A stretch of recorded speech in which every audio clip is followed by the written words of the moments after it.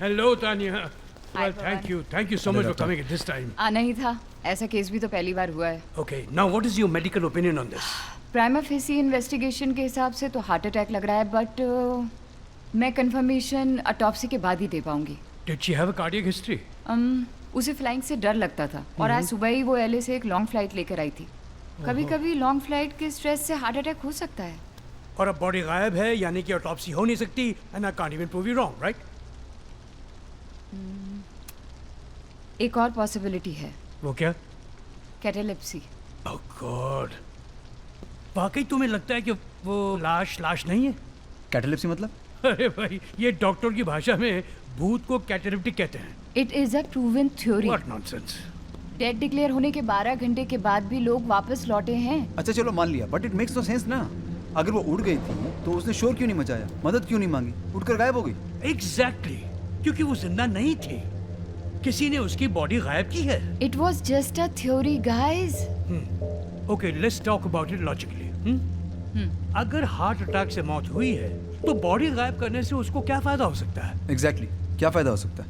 Heart attack induce किया जा सकता है, कोई जहर खिलाकर या पिलाकर या कोई वेरी स्ट्रॉन्ग सब्सटेंस खिलाकर, राइट? आप मर्डर की तरफ इशारा कर रहे हैं? करेक्ट। ऑटोप्सी से बचने की कोशिश है ये, क्योंकि मर्डर छुपाया जा रहा है। और इसीलिए आपने अजय पुरी को यहाँ रोक लिया। अपनी बीवी के बारे में बात करते हुए वो जरा भी इमोशनल हुआ? नहीं ना।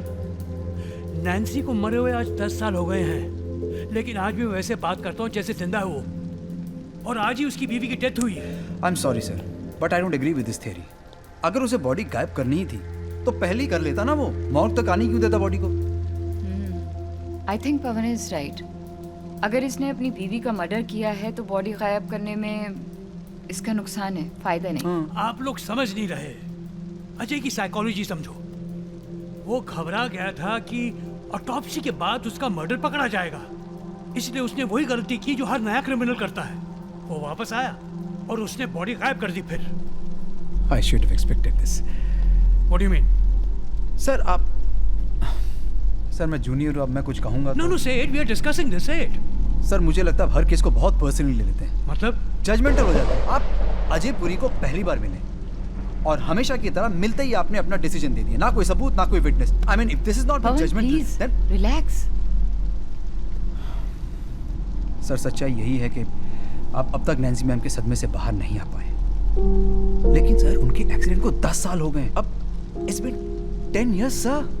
वो एक्सीडेंट नहीं था।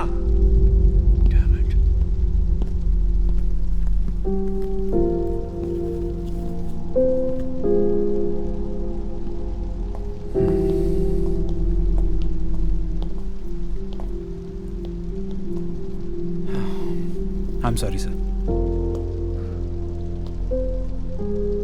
मत भूलो पवन, उसने केमिस्ट का झूठ बोला है हमसे।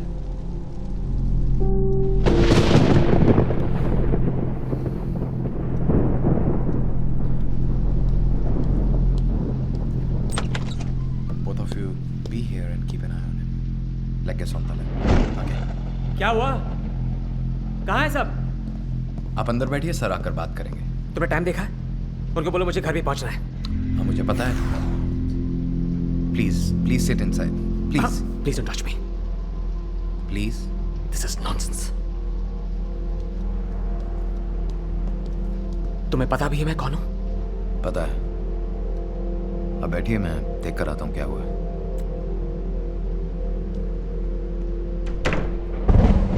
Officer, check the first floor and give me that note. Thank you.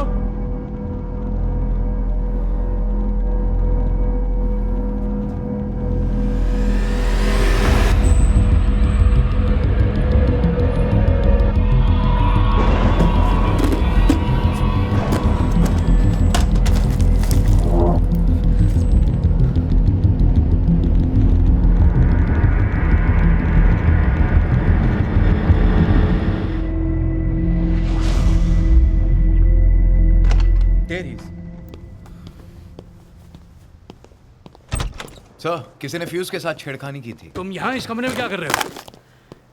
मैंने कुछ आवाज सुनी, कोई था इधर। ये तो माया वर्मा की पर्सनल बिलोंगिंग्स हैं। यहाँ क्या ढूंढ रहे थे? कुछ नहीं। Kate, sir, excuse me. तुमसे कहा था ना बाहर रुकने के लिए।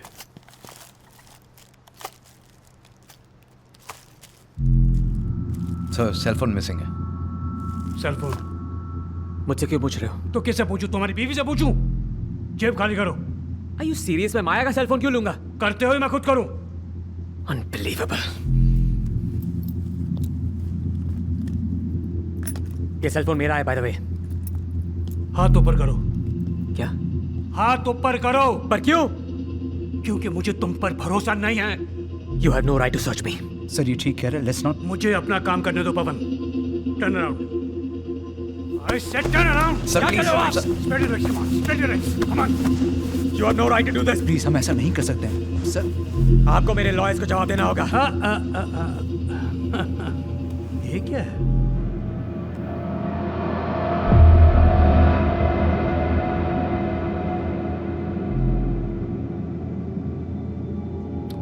पहले इसका जवाब दो, ये क्या है? ये मेरा नहीं है, जमीन पे गिरा था तो मैंने उठा लिया। लेबल तो तुम्हारे लैब का है। हमारे प्रोडक्ट्स मॉग्स में भी जाते हैं।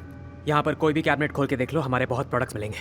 ये TH16 क्या है? दवाई है, कैसी दवाई? चेक करना होगा। हम बहुत सारी दवाइयाँ बनाते हैं तो दवाई बनाते हो, तुम्हें पता नहीं क्या है? पता है, लेकिन लेकिन एग्जैक्टली नहीं पता। नहीं पता, ये मेरा डिपार्टमेंट नहीं है। मेरी बहन का फोन है, परेशान होगी। Excuse me. हाँ शायना। अजय, मुझे एक आर्टिकल मिला इंटरनेट पे। This SP Jayraj Rawal. शायना, मैं ठीक हूँ लेकिन माया की बॉडी मिसिंग है। तुम बात नहीं कर सकते क्या? क्या हो रहा है उधर? मैं तुम्हें बाद में फ़ोन करता हूँ। थैंक्स। बहन का नंबर सेव नहीं रखते। हाँ, नया नंबर है। आज ही लिया होगा। क्या मैं बाथरूम में इस्तेमाल कर सकता हूँ? मेरी चीज़ें। End of the corridor. Excuse me. He reeks of being nervous. Excuse me. Where's the washroom? there.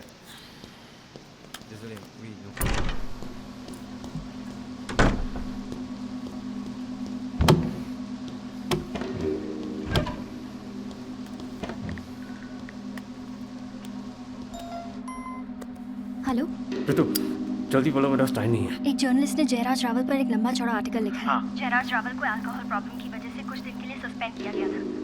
फिर उसका ट्रांसफर यहाँ हो गया।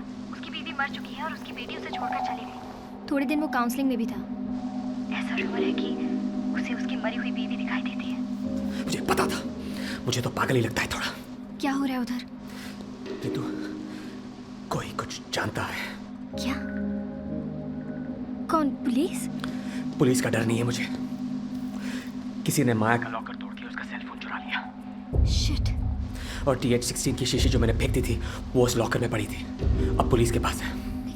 लेकिन ये कैसे हो सकता है? तुमने पुलिस को कुछ बताया तो नहीं? पागल हो गई हो क्या ऋतु? लेकिन वो लोग उगलवा लेंगे। तुम निकलो वहां से।